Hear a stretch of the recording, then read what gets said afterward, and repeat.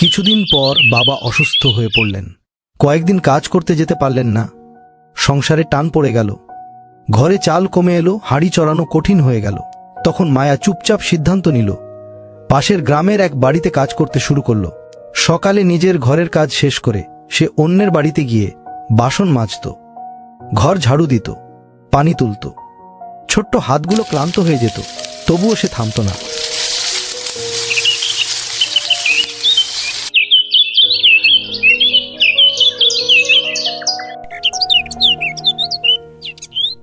একদিন সেই বাড়ির গৃহকর্ত্রী বললেন, মায়া, তুই তো এখনো অনেকটা ছোট। এইটুকু বয়সেই কেন অন্যের বাড়িতে এসে এত কঠিন কাজ করিস? তোর কি এখন খেলাধুলা আর স্কুলে যাওয়ার সময় না? কেন নিজের উপর এত কষ্ট নিচ্ছিস মা? চাচি, আমার বাবা খুব অসুস্থ। আমি যদি এখন হাড় ভাঙা খাটুনি না খাটি, তবে আমাদের